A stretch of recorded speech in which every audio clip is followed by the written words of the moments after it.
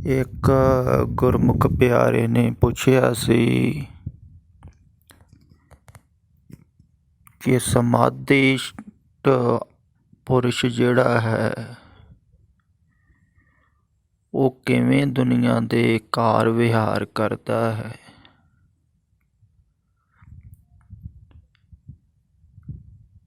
ਕਿਉਂਕਿ ਜ਼ਿਆਦਾਤਰ ਧਾਰਮਿਕ ਲੋਕ ਸੋਚਦੇ ਹਨ ਵੀ ਜਿਹੜਾ ਸਮਾਧੀ 'ਚ ਪਹੁੰਚ ਗਿਆ ਉਹ ਦੁਨੀਆ ਦੇ ਕਾਰ ਵਿਹਾਰ ਨਹੀਂ ਕਰ ਸਕਦਾ ਹੈ।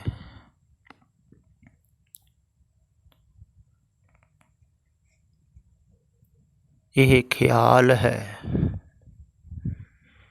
ਜਿਵੇਂ ਮੈਂ ਅਕਸਰ ਕਹਿੰਦਾ ਹਾਂ ਵੀ ਸੰਸਾਰ ਦੇ ਧਿਆਨ ਤੋਂ ਮੁਕਤ ਹੋਣਾ ਹੈ, ਸੰਸਾਰ ਦੇ ਵਿਚਾਰ ਤੋਂ ਮੁਕਤ ਹੋਣਾ ਹੈ। ਤੇ ਬਹੁਤੇ ਪ੍ਰੇਮੀਆਂ ਨੂੰ ਲੱਗਦਾ ਹੈ ਵੀ ਅਗਰ ਸੰਸਾਰ ਦਾ ਵਿਚਾਰ ਨਾ ਹੋਇਆ, ਸੰਸਾਰ ਦਾ ਧਿਆਨ ਨਾ ਹੋਇਆ, ਫਿਰ ਅਸੀਂ ਸੰਸਾਰ ਦੇ ਵਿੱਚ ਕਾਰ ਵਿਹਾਰ ਕਿਵੇਂ ਕਰਾਂਗੇ।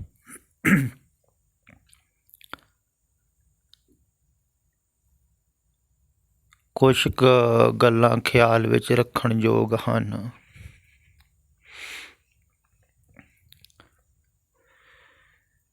ਸਮਾਧੀ ਦਾ ਵਾਸਤਵਿਕ ਅਰਥ ਜੋ ਆਮ ਧਾਰਮਿਕ ਲੋਕ ਕਰਦੇ ਹਨ ਵੈਸਾ ਨਹੀਂ ਹੈ। ਸਮਾਧੀ ਦਾ ਅਰਥ ਹੁੰਦਾ ਹੈ ਸਮਾਧੀ, ਧਿਆਤਾ, ਧਿਆਨ ਤੇ ਧੇ। ਜਿਵੇਂ ਤੁਸੀਂ ਸੁਣਿਆ ਹੈ ਨਾ, ਗਿਆਤਾ ਗਿਆਨ ਗੇ। ਇੱਕ ਜਾਣਨ ਵਾਲਾ ਹੈ, ਇੱਕ ਜਿਹਨੂੰ ਜਾਣਨਾ ਹੈ ਉਹ ਹੈ, ਇੱਕ ਵਿਚਾਲੇ ਗਿਆਨ ਹੈ।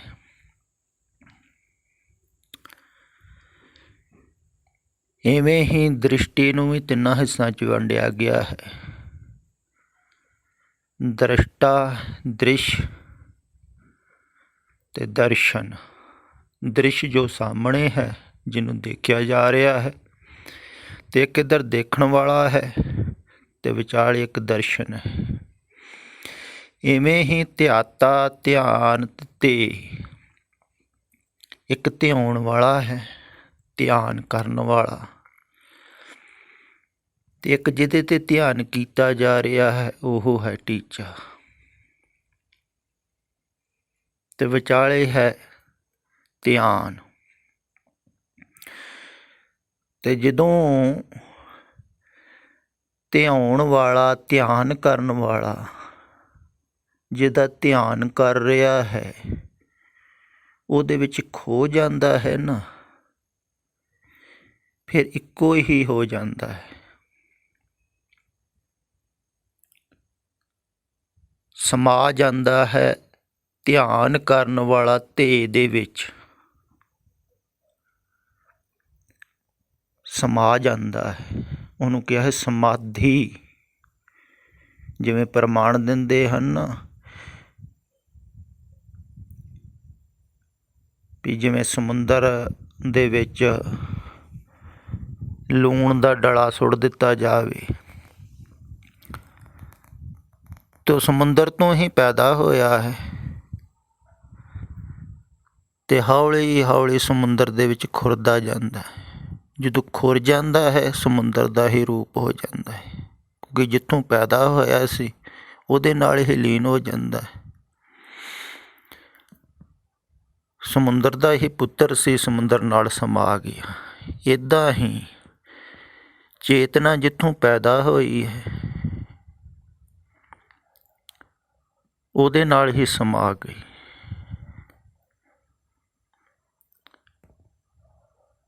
ਜਿਵੇਂ ਜਲ ਤਰੰਗ ਔਰ ਫੇਨ ਬੁੱਧ ਬੁੱਧਾ ਜਲ ਤੇ ਭਿੰਨ ਨਾ ਹੋਏ, ਸੂਰਜ ਕਿਰਨ ਮਿਲੇ ਜਲ ਕਾ ਜਲ ਹੂਆ ਰਾਮ। ਕਿਆ ਹੈ ਨਾ, ਉਹਦਾ ਇਹੋ ਹੀ ਭਾਵ ਹੈ। ਤੇ ਸਮਾਧਿਸ਼ਟ ਜਿਹੜਾ ਆਦਮੀ ਹੈ ਨਾ,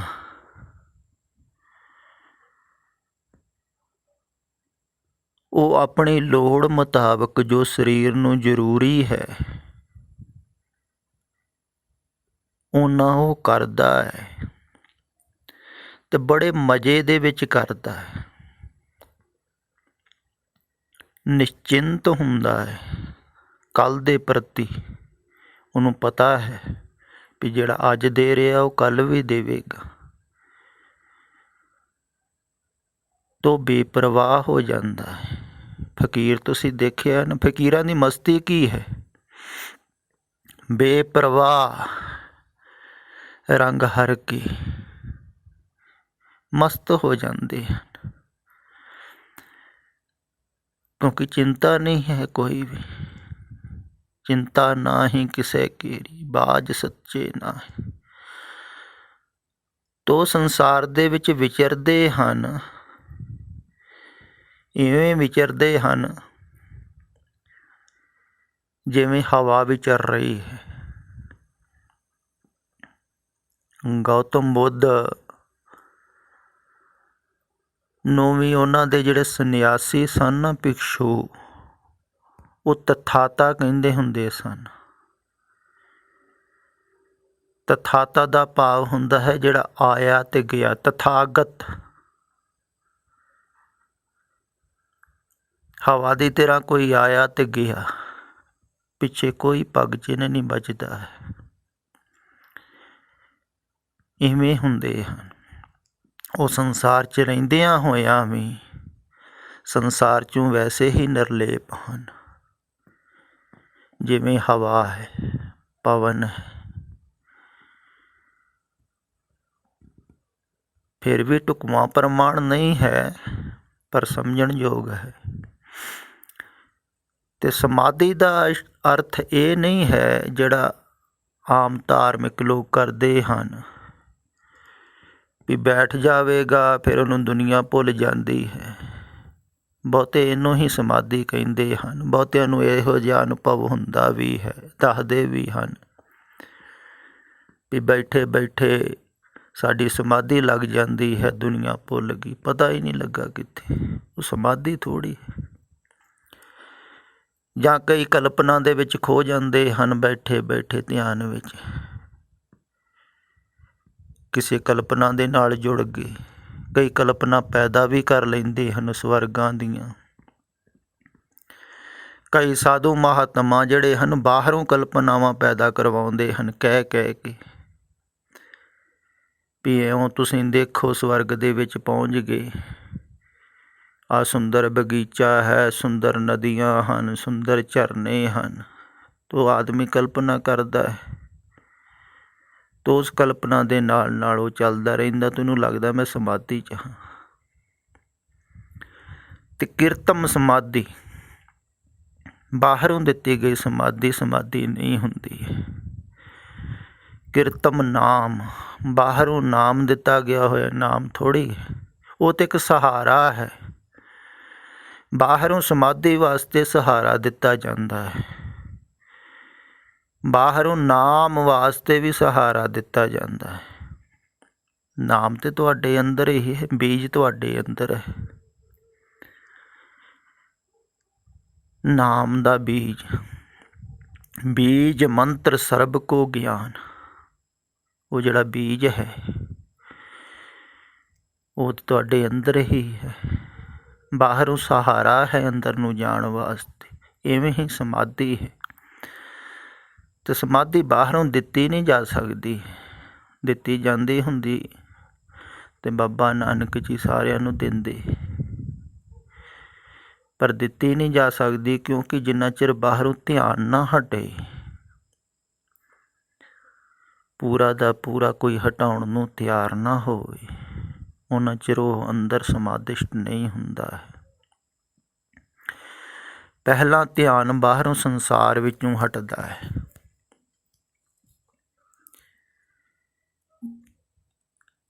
ਫਿਰ ਆਦਮੀ ਆਪਣੇ ਕੋਲ ਆਉਂਦਾ ਹੈ, ਲਾਗੇ ਆਉਂਦਾ ਹੈ।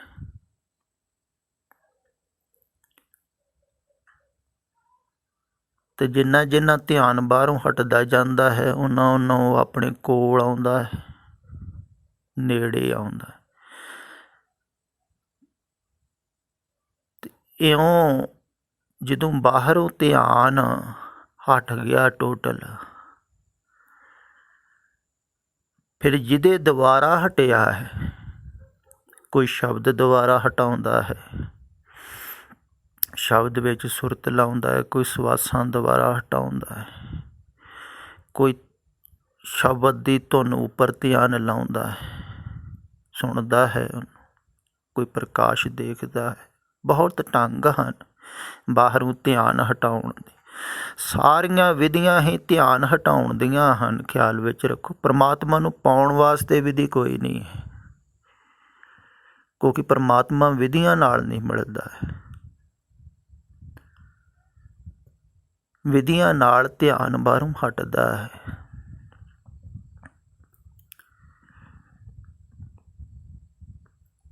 ਧਿਆਨ ਹਟਾਉਣ ਵਾਸਤੇ ਬਹੁਤ ਸਾਰੀਆਂ ਵਿਧੀਆਂ ਹਨ, ਅਤੇ ਕਿਸੇ ਵਿਧੀ ਦੁਆਰਾ ਵੀ ਧਿਆਨ ਹਟ ਗਿਆ।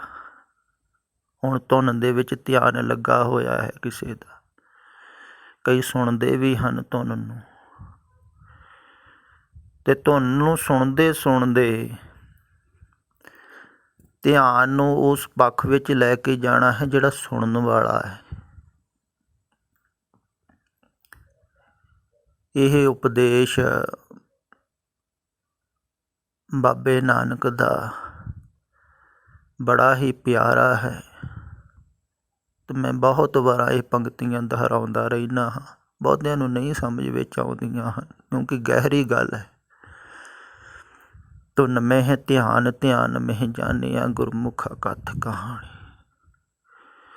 ਧੁਨ ਦੇ ਵਿੱਚ ਧਿਆਨ, ਧਿਆਨ ਦੇ ਵਿੱਚ ਜਾਣਨ ਵਾਲਾ ਹੈ, ਉਹਨੂੰ ਜਾਣਨਾ ਹੈ। ਜਿਹੜਾ ਉਹਨੂੰ ਜਾਣ ਲੈਂਦਾ ਹੈ, ਜਿਹੜਾ ਜਾਣਨ ਵਾਲਾ ਹੈ, ਉਸ ਗੁਰਮੁਖ ਨੇ ਅਕਥ ਕਹਾਣੀ ਨੂੰ ਜਾਣ ਲਿਆ।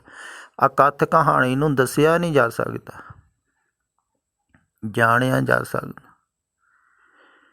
ਜਿਵੇਂ ਹੁਣੇ ਹੀ ਇੱਕ ਗੁਰਮੁਖ ਪਿਆਰੇ ਨੇ ਟੈਲੀਫੋਨ ਕਰਕੇ ਪੁੱਛਿਆ ਸੀ, ਆਤਮਾ ਬਾਰੇ ਦੱਸੋ। ਆਤਮਾ ਕੋਈ ਚੀਜ਼ ਥੋੜ੍ਹੀ ਹੈ, ਉਹਦੇ ਬਾਰੇ ਦੱਸਿਆ ਨਹੀਂ ਜਾ ਸਕਦਾ ਹੈ, ਪਰ ਉਹਨੂੰ ਜਾਣਿਆ ਜਾ ਸਕਦਾ। ਅਤੇ ਜਿਹੜੀ ਕਹਾਣੀ ਹੈ ਨਾ, ਕਥਨ ਨਹੀਂ ਕੀਤੀ ਜਾ ਸਕਦੀ। ਪਰਮਾਤਮਾ ਕਿਵੇਂ ਸੰਸਾਰ ਨੂੰ ਚਲਾ ਰਿਹਾ ਹੈ, ਕਿੱਦਾਂ ਚੱਲ ਰਿਹਾ ਹੈ, ਕਿੱਦਾਂ ਤੁਹਾਡਾ ਇਹ ਸਰੀਰ ਚੱਲ ਰਿਹਾ ਹੈ, ਕਿੱਦਾਂ ਅੱਖਾਂ ਦੇਖ ਰਹੀਆਂ ਹਨ, ਦਿਮਾਗ ਸੋਚ ਰਿਹਾ ਹੈ, ਸਭ ਕੁਛ ਹੋ ਰਿਹਾ ਹੈ। ਇਹ ਜੇ ਦੱਸਿਆ ਵੀ ਜਾਵੇਗਾ ਤਾਂ ਤੁਹਾਨੂੰ ਪਤਾ ਵੀ ਨਹੀਂ ਲੱਗੇਗਾ, ਕੋਈ ਗੱਲ ਖਾਸ ਵੀ ਨਹੀਂ ਲੱਗੇਗੀ। ਪਰ ਜਿਹੜੀ ਇਹ ਅਕਥ ਕਹਾਣੀ ਹੈ ਨਾ, ਜਿਹੜੀ ਕਥਨ ਨਹੀਂ ਕੀਤੀ ਜਾ ਸਕਦੀ, ਅਕਥ ਨ ਕਥਨ ਨਾ ਜਾਈ, ਨਾ ਦੱਸੀ ਜਾ ਸਕਦੀ, ਉਹਨੂੰ ਜਾਣਿਆ ਜਾ ਸਕਦਾ ਹੈ। ਅਤੇ ਜਿਹੜਾ ਉਹਨੂੰ ਜਾਣ ਲੈਂਦਾ ਹੈ ਨਾ, ਉਹ ਵੈਸਾ ਹੀ ਹੋ ਜਾਂਦਾ ਹੈ ਜੈਸੇ ਨੂੰ ਜਾਣਦਾ ਹੈ।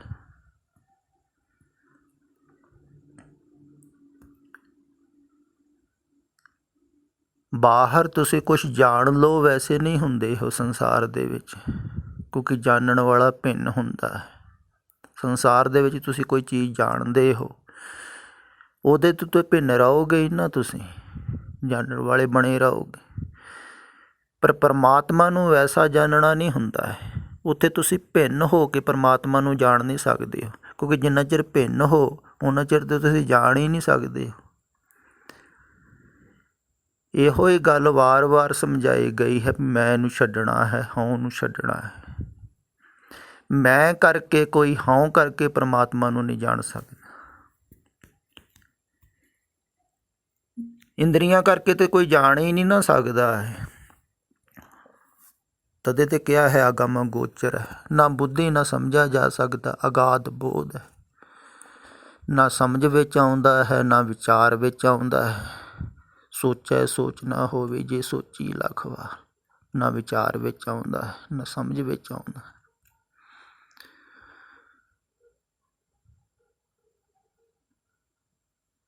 ਅਤੇ ਉਹਨੂੰ ਸਮਝਿਆ ਨਹੀਂ ਜਾ ਸਕਦਾ, ਕਿਉਂਕਿ ਸਮਝਣ ਵਾਲਾ ਜਿਹੜਾ ਹੈ ਨਾ, ਉਹ ਜਿੰਨਾ ਚਿਰ ਬਣਿਆ ਰਿਹਾ ਉਨਾ ਚਿਰ ਉਹ ਸਮਝ ਵਿੱਚ ਵੀ ਨਹੀਂ ਆਉਂਦਾ ਹੈ। ਤੇ ਜਦੋਂ ਸਮਝਣ ਵਾਲਾ ਨਾ ਰਿਹਾ, मैं न रही, हों न रही, जब आपा परका मिट गया, जत देखो तत तू। ਜਦੋਂ ਮੈਂ ਮਿਟ ਗਈ ਫਿਰ ਤੂੰ ਵੀ ਮਿਟ ਜਾਂਦੀ ਹੈ। ਜੋ ਮੈਂ ਨਾ ਰਿਹਾ ਤੇ ਫਿਰ ਤੂੰ ਕਿਵੇਂ ਰਹਿ ਜਾਊਗੀ? ਫਿਰ ਆਪਣਾ ਪਰਾਇਆ ਤੇ ਰਿਹਾ ਹੀ ਕੋਈ ਨਹੀਂ, ਫਿਰ ਉੱਥੇ ਇੱਕੋ ਹੀ ਰਹਿ ਜਾਂਦਾ। ਤੇ ਇਹਨੂੰ ਤੁਸੀਂ ਸੁਣਿਆ ਹੈ ਬਹੁਤ ਵਾਰ, ਪਰ ਪਕੜ ਵਿੱਚ ਨਹੀਂ ਆਇਆ ਹੋਵੇਗਾ ਤੇ ਆ ਵੀ ਨਹੀਂ ਸਕਦਾ। ਕੁਛ ਗੱਲਾਂ ਸਮਝ ਵਿੱਚ ਨਹੀਂ ਆ ਸਕਦੀਆਂ। ਮੈਂ ਕਈ ਵਾਰ ਕਹਿਣਾ ਹੁੰਦਾ ਵੀ ਭਾਵੇਂ ਤੁਸੀਂ ਲੱਖ ਵਾਰ ਉਪਦੇਸ਼ ਪੜ੍ਹੀ ਜਾਓ, ਸੁਣੀ ਜਾਓ, ਕੁਛ ਐਸਾ ਹੈ ਜਿਹਨੂੰ ਤੁਸੀਂ ਕਦੀ ਬੁੱਧੀ ਦੁਆਰਾ ਨਹੀਂ ਸਮਝ ਸਕਦੇ, ਉੱਥੇ ਜਾ ਕੇ ਸਮਝੋਗੇ।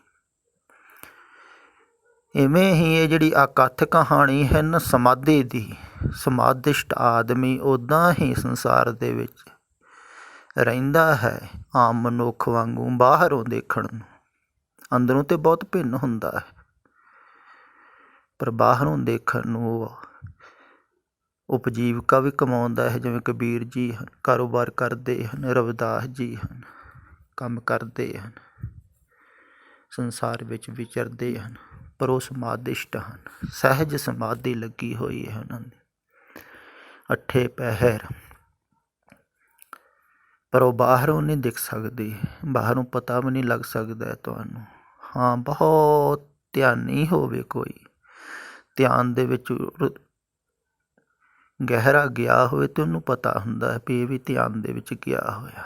ਬ੍ਰਹਮ ਗਿਆਨੀ ਕੀ ਗਤ, ਬ੍ਰਹਮ ਗਿਆਨੀ ਉਸ ਅਵਸਥਾ ਨੂੰ ਉਹ ਹੀ ਜਾਣ ਸਕਦਾ ਹੈ ਜਿਹੜਾ ਉਸ ਅਵਸਥਾ 'ਤੇ ਪਹੁੰਚਿਆ ਹੋਇਆ। ਆਮ ਆਦਮੀ ਨੂੰ ਤਾਂ ਆਮ ਹੀ ਲੱਗੇਗਾ, ਸਧਾਰਨ ਹੈ, ਸਾਡੇ ਵਰਗਾ ਹੈ, ਸਾਡੇ ਵਾਂਗੂ ਗੱਲਾਂ ਕਰਦਾ, ਸਾਡੇ ਵਾਂਗੂ ਖਾਂਦਾ ਪੀਂਦਾ, ਕੋਈ ਖਾਸ ਨਹੀਂ।